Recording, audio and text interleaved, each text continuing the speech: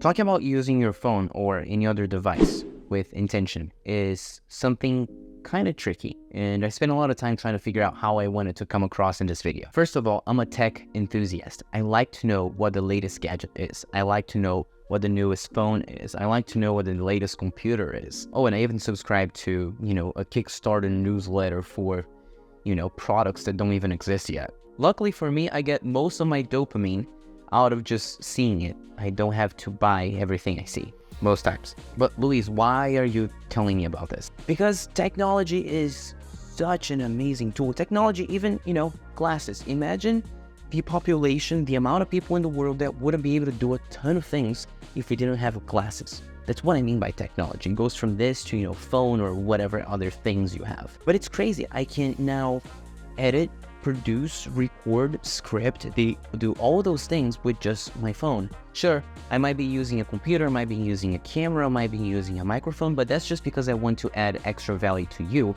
but I didn't have to use any of this stuff.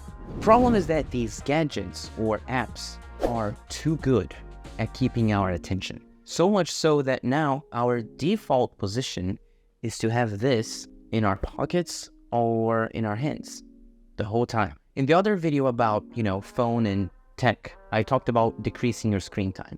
This video is a little bit different. I want to talk about being intentional with it. So whenever you pick it up, do you know what you're doing? Are you doing something that's going to be good for you? You know what I mean? Why? Well, think about all the time that you wasted because you have this thing in your hands or because you're using tech. Think about all the exercise you didn't get because you were watching a TV show, you were binge watching a TV show. What about all the effects on your mental health that you're getting because you're doom scrolling all day long? And even what about all the FOMO that you're getting? You feel like your life is not as good as other people's. Now, here's where I want you to do something. I want you to find out how many times did you pick up your phone today? If you have an iPhone, you go in settings, you go screen time, and then you go see all activity. And then you're going to be able to see however many times you picked up your phone today and this week. And if you hit backtrack, you're going to even see however many times or however much time you spent on each app. If you have an Android, just Google how to find it. It shouldn't be that hard either. Now, let me ask you, is this the best use of your time? Using your tech intentionally is not just about minimizing it. Let me expand. It's one thing if you spend 4 hours on your TikTok For You page.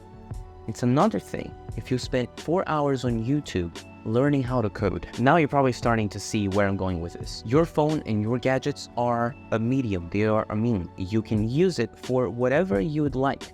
So my suggestion is that for you to filter whatever is coming in. I want you to find material that is fulfilling to you. Start following people that matter to you. How? Well, this is going to be a mechanical video. So be ready to pause it a ton and take action and then come back to it. Also, everything I'm going to tell you are things that I do every few months. Our phones are very good at keeping our attention.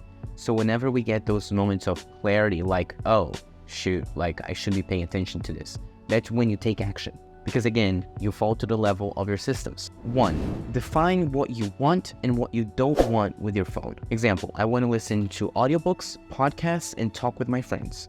And I know I don't want to just watch a bunch of YouTube videos, watch a bunch of TikTok videos, and scroll through Instagram without talking to anybody. Now, notice how I'm saying here, scrolling without talking to anybody. Those words matter. Why? Well, because that's when you're going to be intentional. Think of this. If you don't want to spend hours on TikTok, set a time limit. You can watch videos endlessly for 30 minutes. It's not like I'm telling you, hey, don't do any of this at all.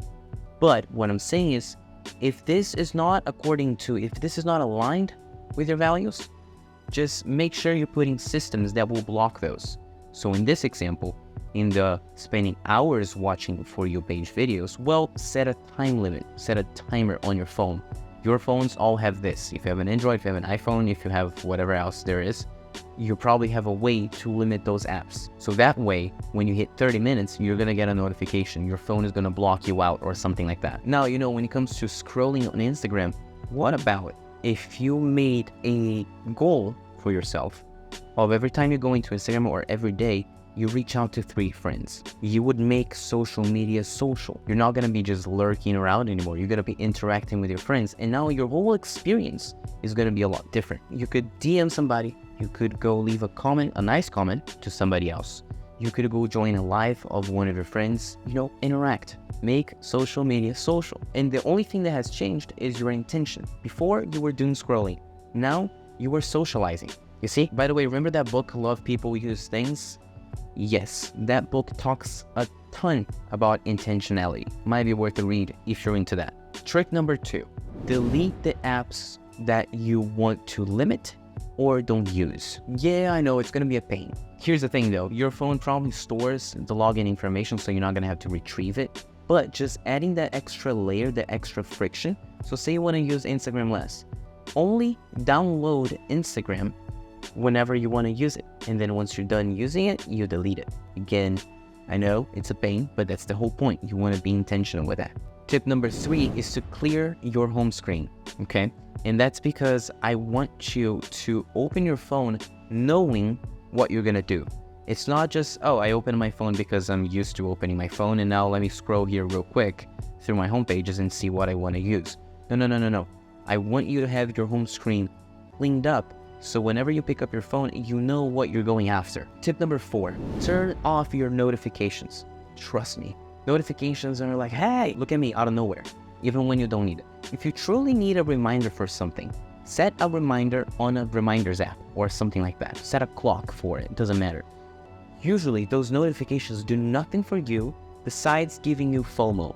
And obviously there will be apps that are different for whatever reason. You can decide. Again, this course is for you to use what works for you. Tip number 5, and it's something that not a lot of people talk about. When you get home, have a designated spot for your phone. I used to leave mine in a drawer by the kitchen, and every time I got home, I would put my phone there. Say I want to listen to an audiobook. I would press play, put my earbuds, and then put the phone back there. Again, my phone is a lot more interesting than the dishes that are waiting for me. So the best thing is just put it somewhere else, forget it. Like, have a designated spot for your phone to avoid more distraction. Number 6, be ready to return items. Remember when I said I usually don't have to buy things? Well, every once in a while, I trick myself into thinking I have to buy. But my biggest flex is realizing when I'm wrong and being able to return those items. The most recent case for me was an Apple Watch. So I got the Apple Watch thinking, hey, I'm gonna start running and I'll be able to pick up calls without even having my phone around. I can leave it at home. I can, track all my activity. I can track my sleep. I can do all of that. It's gonna be awesome. Dude, I was wrong. I was so wrong. I turned out just adding another screen to my life, which is something else I would look at constantly, even with the notifications off. I would just have another thing to remind me of everything else. And then I realized that it was more hurting than it was helping. Sure, I was tracking my sleep, I was doing all of that, but then I was using my phone a lot less because I would look at this, there would be a notification, blah, blah, blah, blah, blah, blah, blah, blah. The framework I want you to keep in your head is the following. Most gadgets and most tech will help you, but most of them will also have a drawback. Now, the question I want you to ask yourself is, are the benefits worth the drawbacks? So in other words, when you do, a balance here, are the benefits higher? Are they bigger than the drawbacks? So most cases, for me, for example, they weren't. Turns out that the drawbacks were a lot bigger than the benefits I got. Again, what is the true cost of that thing? We're not just talking about monetarily. We're not just talking about money. Then one day I decided to test this out because, something got to me. I was like, this is not helping so much. Let me test it out. Let me put this in that same drawer of my phone and I'm just going to leave it there. I'm going to pretend it doesn't exist. And I did that for a couple of weeks. And then on the other side, I just put my regular watch instead of it. And I promise you, I totally forgot about the Apple Watch. Weeks went by, I could not return it to Apple anymore, so I decided to sell it. The moral of the story here is that it's easy to justify using tech. It's easy. What I want you to try is, if one of those gadgets came up to your head, try going without it for a few days. Make it 3, make it 4, make it 5. If you don't miss it, or if you deem that even though you miss some things, you're better off, maybe you found something. And then now maybe you can extend this to other things in your life. Number 7, be ready to miss out. When you choose to delete apps, delete your social media accounts, whatever, stop reading the news, you're going to miss out. It's going to happen. Sorry, But usually, the peace that you will find throughout this process is worth it. And if it wasn't, for some reason you did this experiment and you found that, it wasn't worth it to delete it at all, you did not feel more connected to your life, doesn't matter. Well, at least you learned that for yourself, A works or B works. It's awesome to be experimenting with your life and seeing what works for you. Now, number 8 is the no screen Saturdays, or any variation of it. You could create a rule that you don't use screens on Saturdays and you have to force yourself to go do something else. Again, that's an idea I got from the book. If that doesn't seem feasible, try other experiments. What if you did a no phone before 8 a.m. or no phone past 8 p.m. or no this, no that? Try it, test it out. John Mayer has this very cool line in one of his songs that goes, "Who do you love, me or the thought of me?" And I want you to transfer that to the gadgets, to the tech around you. Did I enjoy the watch? Did I enjoy the daily using the watch? Or did I enjoy the idea of what I would do with it? Do you enjoy that subscription, that thing? Or do you just enjoy the idea that you have that subscription? These are questions that are worth asking yourself, and every time I do, I'm glad I did.